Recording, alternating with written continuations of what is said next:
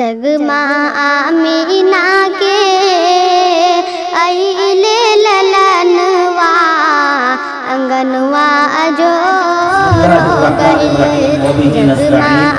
वाला आलिहि व अस्हाबिहि अजमाइन अम्मा बाद अऊज़ु बिल्लाहि मिनश शैतानिर रजीम बिस्मिल्लाहिर रहमानिर रहीम इन उरीदु इल्ला इस्लाह मस्ततअतु व मा तौफीक़ी इल्ला बिल्लाह।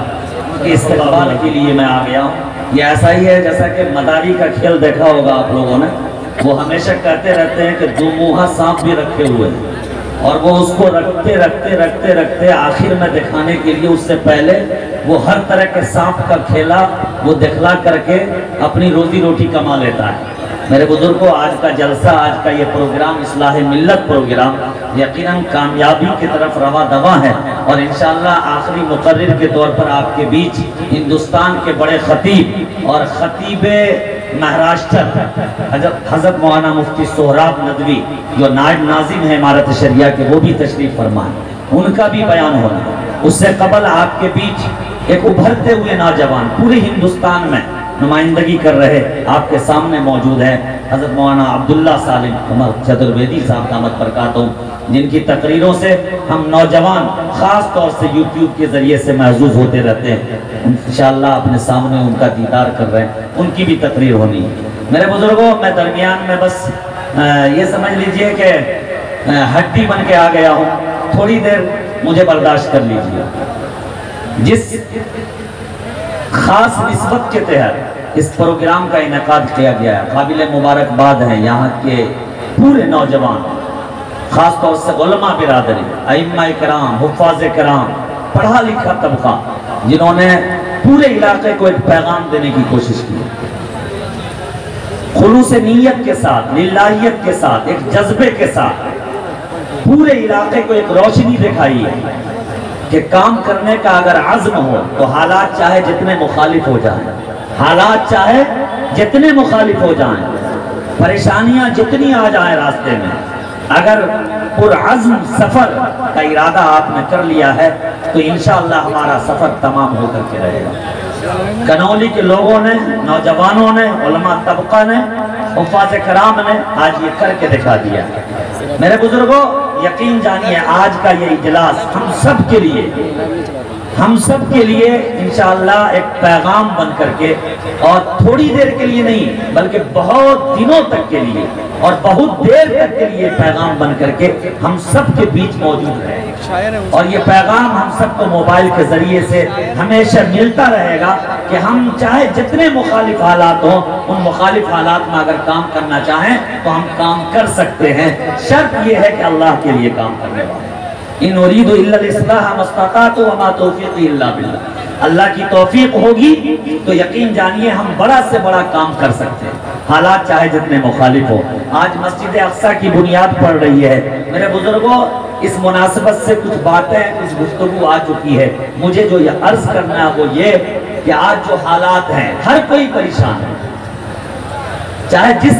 शोबे से मुताल्लिक़ वो हम परेशान हैं। हमारी परेशानी माशरती ज़िंदगी हमारी परेशान है, हमारी इनफरादी ज़िंदगी परेशान है, इज्तिमाई ज़िंदगी परेशान है, हर तरह की परेशानियां हमारी ज़िंदगी में। लेकिन हर परेशानी का हल भी हम लोग तलाश कर लेते हैं। ऐसा नहीं है कि परेशानियों में जूझ करके हम थक हार करके बैठ जाते हैं। चाहे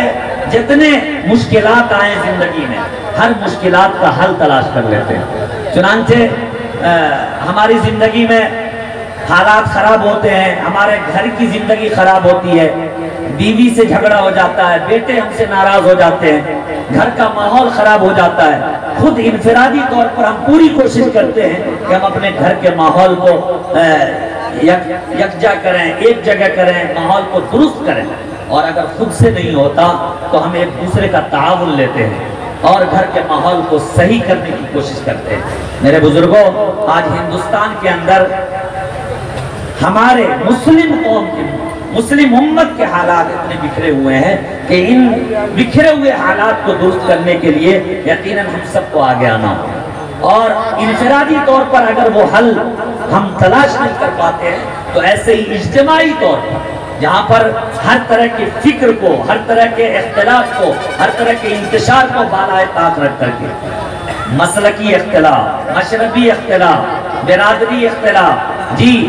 اور دین و دھرم کا اختلاف، ان تمام چیزوں سے اوپر اٹھ کر کے انسانیت کی بنیاد پر ہم سب کو کھڑا ہونا پڑے گا، تب جا کر کے ہم کسی سماج کو آگے بڑھا سکتے ہیں، کسی معاشرے کو، کسی سوسائٹی کو آگے لے جا سکتے ہیں۔ یاد رکھیے سوسائٹی میں، سماج میں، معاشرے میں بہت طرح سے کام کیے جاتے ہیں اور وہ کام انسانیت کی بنیاد پر ہوتا ہے، اور انسانیت کی بنیاد پر جو کام ہوتا ہے اس میں کوئی اختلاف کسی کا نہیں ہوتا ہے۔ ظاہر ہے کسی کو پانی پلا دینا، کسی کو راستہ دکھلا دینا، راستے سے تکلیف دہ چیزوں کا ہٹا دینا، یہ وہ چیزیں ہیں جس میں کسی کا اختلاف نہیں ہے، ظاہر ہے کسی کا اختلاف نہیں ہے۔ اور یہ جو اختلاف ہمارے اسٹیٹ کے ذریعے سے، علماء برادری کے ذریعے سے اور ہمارے اہل علم طبقہ کے زبانوں سے اختلاف کی لچھیدار تقریریں جو ہوتی ہے وہ صرف اسٹیج تک محدود ہے، ورنہ مجھے کوئی یہ بتائے کہ کسی آبادی میں کسی دیوبندی مکتب فکر کے دکان پہ یہ بورڈ لکھا ہو کہ اس دکان سے بریلوی مکتب فکر کے کسی بھی فرد کو سودا نہیں ملے گا، آج تک کبھی دیکھا کسی نے؟ کسی بریلوی مکتب فکر کے کسی پرچون کی دکان پر یہ لکھا ہو کہ دیوبندی مسلک کے لوگوں اور ان کے گھر سے آنے والے بچوں کو یہاں سے سودا سلف نہیں ملے گا، کبھی نہیں دیکھا۔ کسی کپڑے کی دکان پر،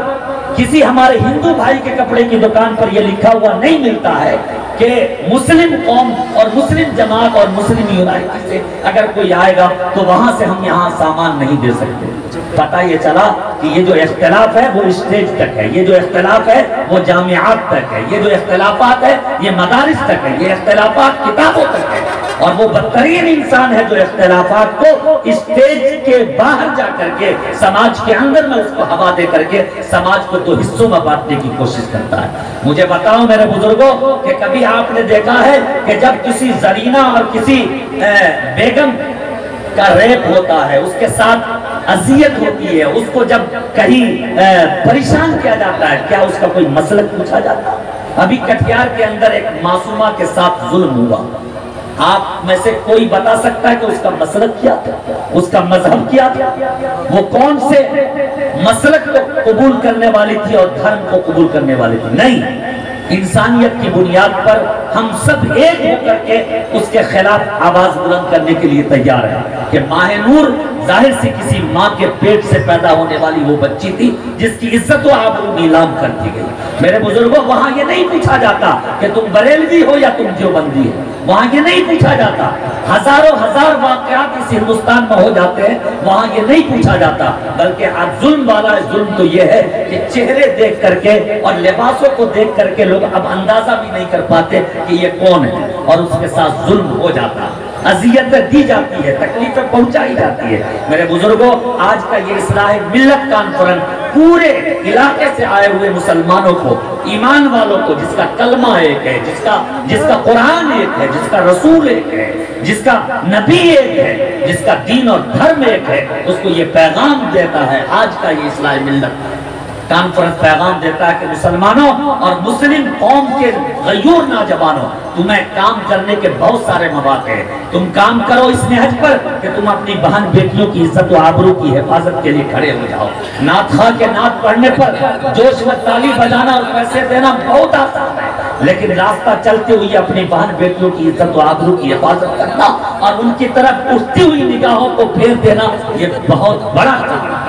آج میرے بزرگوں بہت ضروری ہے کہ وہ جو ارتداد کی ہوائیں چلی ہوئی ہے، اور یہ ارتداد کی ہوائیں ہمارے گھر کی چوکھٹ تک پہنچ چکی ہے، ہمارے گھر کے چار دیواری کے اندر ہمارے گھر میں پلنے والی بہن بیٹیاں، ظاہر ہے ان کے بارے میں ہم سب خوش گمانی میں مبتلا ہیں کہ الحمدللہ ہم مسلمان ہیں، ایمان والے ہیں، کلمہ پڑھنے والے ہیں، ہمارے گھر میں چلہ 4 مہینہ لگانے والے، ہمارے گھر میں حاجی صاحب ہیں، مولانا صاحب ہیں، امام صاحب ہیں، لیکن میرے بھائیوں بتاؤ تو صحیح، ہمارے گھر کی بہنیں، ہمارے گھر کی بیٹیاں جو 12 سال 15 سال کی ہے، اسکولوں کی زینت بڑھ رہی ہے، کالج جا رہی ہے اور ٹیوشن سینٹر جا رہی ہے، ہم میں سے کوئی بتائے کھڑا ہو کر کے ان کی عزت و آبرو محفوظ ہے؟ کیا ان کی طرف وہ شیطانوں کی اٹھتی ہوئی نگاہیں کیا ہم کو اور آپ کو جھنجھوڑنے کے لیے آمادہ نہیں کرتا؟ ہمارا وہ نوجوان جو اپنا وقت، اپنا قیمتی وقت موبائلوں میں گوا رہا، اپنا قیمتی وقت تاش میں اور جوئے میں اور راتوں کو گشت کرنے میں اپنے وقت کو گوا رہا ہے، یہ نوجوان اسی لیے پیدا ہوا تھا یہ نوجوان اسی لیے اللہ پاک نے اسی لیے اس کو ایمان کی دولت سے مالا مال کیا کہ نوجوان اپنی پوری زندگی اسی طرح گوا دے اور اپنے گھر کی باہر بیٹیوں کی عزت کی حفاظت نہ کر سکے۔ ہمارے بڑے علماء کا یہ کہنا ہے کہ اے مسلمانوں، مسلکوں سے اوپر اٹھ کر کے، مشربوں سے اوپر اٹھ کر کے، اور اہل حدیث اور بریلوی اور دیوبندی اور شیعہ سنی سے اوپر اٹھ کر کے جو کام کرنے کے وہ یہ ہے کہ آج کا دور اداروں سے جڑنے کا، آج کا دور علماء سے تعلقات قائم کرنے کا ہے۔ آج کا دور وہ دور ہے کہ جس دور میں اگر ایمان کی حفاظت چاہتے ہیں، کلمے کی حفاظت چاہتے ہیں، قرآن کی حفاظت چاہتے ہیں، آذان کی حفاظت چاہتے ہیں، شعائر اسلام کی حفاظت چاہتے ہیں، مساجد کی حفاظت چاہتے ہیں، تو اپنا تعلق کسی عالم دین سے قائم کیجئے، اپنا تعلق کسی بڑے ادارے سے قائم کیجئے، قرب و جوار کے اداروں سے اپنے تعلق کو مضبوط کیجئے، اور یاد رکھیے کہ آپ کا تعلق اس وقت تک مضبوط نہیں ہوگا جب تک کہ اس تعلقات کو قائم رکھنے کے لیے آپ اپنے جیب خاص سے کچھ خرچ نہیں کرتے، یومیہ خرچ نہیں کرتے، ماہانہ خرچ نہیں کرتے، ہفتہ واری خرچ نہیں کرتے۔ اور اس کو بڑے آسان مثالوں سے سمجھا جا سکتا ہے۔ ایک موبائل کو لے لیجئے، یہ پلاسٹک کا ڈبیا ہے، اس سے ہمارا اور آپ کا تعلق اسی وقت تک قائم رہتا ہے جب تک اس کے اندر نیٹ موجود رہتا ہے، ایم بی موجود رہتا ہے، ڈاٹا موجود رہتا ہے۔ 3 سال کا بچہ جس کو ڈاٹا ختم موبائل دے دیجئے، نیٹ ختم موبائل دے دیجئے، 1.5 ایم بی کا جو ڈاٹا ملتا ہے روزانہ کا وہ ختم ہو گیا ہو 12 بجے، اور 12 بجے کے بعد کوئی ماں کا لال ہے جو اس 3 سال کے بچے کے ہاتھ میں موبائل دے دے اور بچہ خاموشی سے بیٹھ جائے؟ نہیں بیٹھے، وہ چھیڑ چھاڑ کرے گا، یوٹیوب نہیں چلے گا، فیس بک نہیں چلے گا، اس پر وہ پھینکے گا، رونا شروع کر دے گا۔ بچہ تو بچہ ہے، بچے کے چچا کا حال یہ ہوتا ہے، اس کا جی نہیں لگتا، اس کا من نہیں لگتا، اس کی طبیعت نہیں لگتی۔ پتہ یہ چلا کہ جب تک اس کے اندر پیسہ ہے تب تک آپ کا تعلق قائم ہے، جب تک اس کے اندر ڈاٹا ہے تب تک آپ کا تعلق قائم ہے۔ اے مسلمانوں، آپ کیا چاہتے ہو کہ ایک مسجد سے آپ کا تعلق صرف اس بنیاد پر قائم رہے گا کہ آپ نے مسجد کی بنیاد ڈال دی، اس بنیاد پر قائم رہے گا کہ بنیاد کے موقع سے آپ نے 100 کے اور 200 کے اور 1000 کے نوٹ دے دیے، اس بنیاد پر آپ کا تعلق قائم رہے گا کہ آپ نے سالانہ اور فصل آگنی کے موقع سے اپنے قرب و جوار کے مدرسوں کی امداد کر دی۔ نہیں، یہ غلط ہے، یہ فریب اور یہ دھوکہ ہے۔ آج کے دور میں ایمان کی حفاظت، آج کے دور میں عزت و آبرو کی حفاظت، آج کے دور میں قرآن کی حفاظت اور مسجد اور شعائر اللہ کی حفاظت کے لیے ضروری ہے کہ ہر مسلمان، چاہے وہ جس طبقے کا ہو، غریب طبقے کا ہو، امیر طبقے کا ہو، چاہے شہر کا رہنے والا ہو، دیہات کا رہنے والا ہو، اپنے اوپر لازم کرے۔ جس طرح روزانہ 3 وقت وہ کھاتا ہے، جس طرح وہ روزانہ کپڑے بدلتا ہے، جس طرح وہ روزانہ پانی کے گھونٹ پی کر کے اپنی زندگی کے وجود کو باقی رکھنے کے لیے جد و جہد کرتا ہے۔ خدا پاک کی قسم مسلمانوں، اگر ایمان کے وجود کو باقی رکھنا چاہتے، سماج کے اندر ایمان کی کشش اور ایمان کے رمق کو باقی رکھنا چاہتے ہو تو ضروری ہے کہ اپنے جیب خاص سے روزانہ، ہفتہ واری اور ماہانہ اپنے مسجدوں سے دے کر کے اپنے تعلق کو قائم رکھو۔ جس طرح آپ کا تعلق موبائلوں سے، پیسوں کی بنیاد پر قائم رہے گا، ویسے ہی آپ کے ایمان کا تعلق آپ سے اسی وقت تک قائم رہے گا کہ اس ایمان کے پیچھے آپ اپنے پیسے اداروں سے جڑیں گے۔ ایک رپورٹ کے مطابق ارتداد کی ہوا اتنی تیزی سے بہ رہی ہے، اتنی تیزی سے بہ رہی ہے، دیکھنے میں وہ بہن بیٹی ہماری مسلمان نظر آتی ہے، اس کا اوڑھاوا اور پہناوا اور پوشاک، ان کا لباس ایسا لگتا ہے کہ مسلم بچیاں جا رہی ہیں، لیکن آپ کو پتا ہے عشق کے جال میں، محبت کے جال میں شادی کا فریب دے کر، جھانسا دے کر انہیں بہکایا جاتا ہے، اور ایسی ایسی رپورٹیں آ رہی ہے کہ ایک بھنگی کے ساتھ ہماری بہنیں جا رہی ہے اور دوسرے لوگوں کے ساتھ آپ کی اور ہماری بیٹیاں جا رہی ہیں، اور ہم کہاں ہیں؟ 11 عدد وائٹ کلر کی اسکارپیو سے ہمارے بیٹے کی بارات جائے گی جی، اور 200 کی تعداد میں ہمارے بیٹے کی بارات جائے گی۔ ہم یہاں کام کر رہے ہیں، کوئی اور دوسری جگہ کام کر رہا ہے، کوئی تنظیمیں وہاں کام کر رہی ہے کہ لاکھوں لاکھ کی تعداد میں نوجوانوں کو تیار کیا جاتا ہے اور انہیں کہا جاتا ہے کہ سیکھو ماشاءاللہ کہنا، سبحان اللہ کہنا، الحمدللہ کہنا۔ وہ ایسی زبانیں سکھلاتا ہے اور اس کو کہیں کال سینٹر میں لگا دیتا ہے، کہیں ایجنٹ بنا کے پھرا دیتا ہے، کہیں پھیری کے لیے گاؤں گاؤں کی اور گھومتا رہتا جاتا ہے وہاں ہماری بہنیں جاتی ہے، وہاں موبائل نمبر کا مس کالنگ ہوتی ہے، اور مس کالنگ کے ذریعے سے ہمارے گھر کی بہن بیٹیوں کے موبائل نمبرات وہاں جاتے ہیں، وہاں سے ایک سلسلہ شروع ہو جاتا ہے میرے بزرگوں۔ منظم سازشوں کے تحت ہمارے گھروں کے اندر ارتداد کی ہوائیں داخل کی جا رہی ہیں، اور ہم ہیں مشرب کھیل رہے ہیں، جی مکتب کھیل رہے ہیں، ہم تاش کی طرح کھیل رہے ہیں، لوڈو کی طرح کھیل رہے ہیں۔ ہم یہ کہہ رہے ہیں کہ ہمارا مذہب یہ، تمہارا مذہب وہ نہیں ہے، ہم اس عقیدے کے ماننے والے ہیں، تم اس عقیدے کے ماننے والے ہو۔ میرے بزرگوں،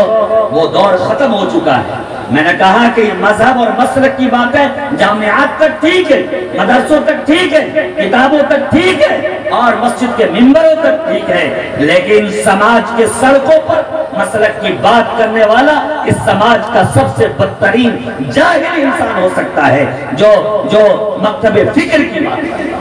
جو مکتب فکر کی بات کرتا ہو، جو اس لیے بات کرتا ہو کہ ان کے پیٹ کا سوال ہے، جو اس لیے بات کرتا ہو جو ان کی روزی روٹی کا سوال ہے۔ نہیں میرے بزرگوں، نہیں میرے بزرگوں، آج کا یہ بڑا اجلاس یہ پیغام دیتا ہے کہ مذہبوں سے اوپر اٹھیے، مسلکوں سے اوپر اٹھیے، مکتب فکر سے اوپر اٹھیے، اور جو سلگتے ہوئے مسائل ہیں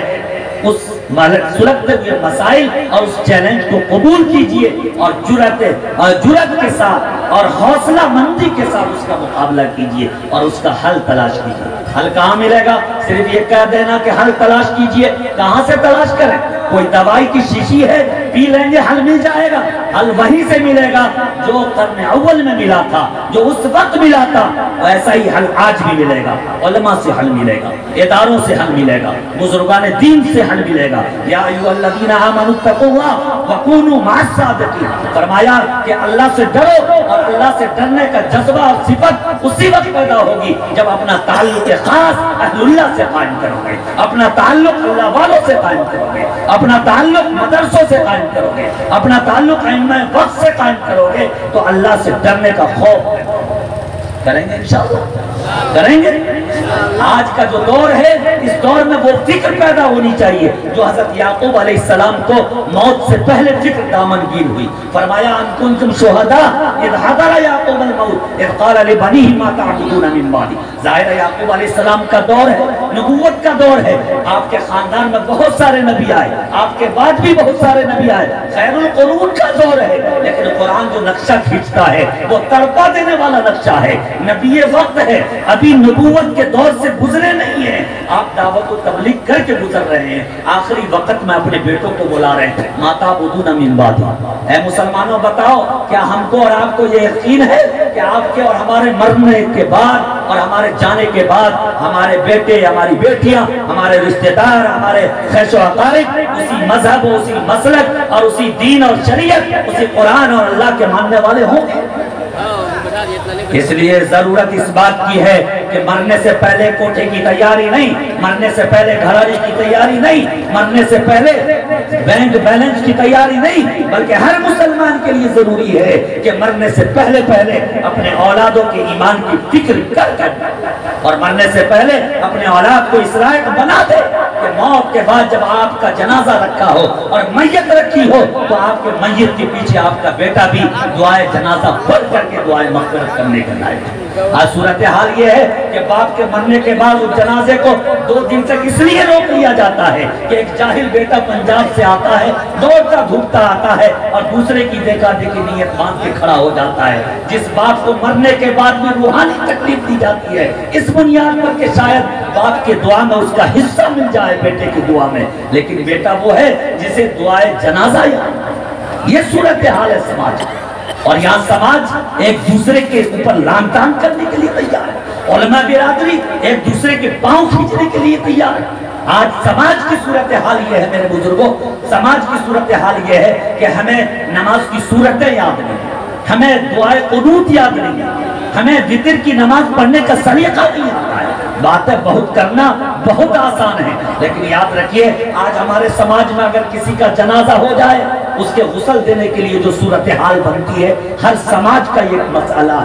ہے کہ نہیں ہے؟ اگر وہ 1-2 چند افراد اگر انکار کر دے، مجھے نہیں لگتا کہ کوئی غسل دینے کے لیے تیار ہو جائے۔ اور اگر غسل کوئی دے بھی دے تو کفن بنانے کے لیے کوئی تیار نہیں ہوگا۔ کیا کسی کتاب میں لکھا ہے کہ جو محلے کا امام ہے وہی کفن تیار کرے گا، جو محلے کا امام ہے وہی غسل دے گا؟ علماء برادری بھی اس سے پیچھے ہے، حفاظ کرام بھی اس سے پیچھے ہے۔ یہ وہ سلگتے ہوئے مسائل ہیں کہ آپ کے سماج کے اندر آپ کے سماج کو کھوکھلا کر رہا ہے۔ ہم بڑی بڑی مسجدیں بنا لیں، بڑے ادارے بنا لیں، لیکن اس اداروں کو ابھی مفتی امداد اللہ صاحب دامت برکاتہ نے فرمایا ظاہری تعمیر سے کام نہیں چلے گا، باطنی تعمیر ضروری ہے۔ انما یعمر مساجد اللہ من آمن باللہ والیوم الآخر۔ ایمان کی علامت بتلائی گئی ہے کہ اس کی ظاہری اور باطنی ہر طرح سے تعمیر کی فکر کریں، مسجد بنائیں، اللہ مبارک کرے۔ محلے وقوع کے اعتبار سے بہت ہی اور جن لوگوں نے کوشش کی ہے ایک موقوفہ زمین کو حاصل کر کے اس پر اللہ کے اس مقدس گھر کی تعمیر کا جو فیصلہ لیا ہے، اللہ پاک اس پوری آبادی کے لیے اس مسجد کو مسلمانوں کے شاعر کے طور پر اللہ تعالیٰ اس کو قائم و دائم رکھے۔ وآخر دعوانا ان الحمدللہ رب العالمین۔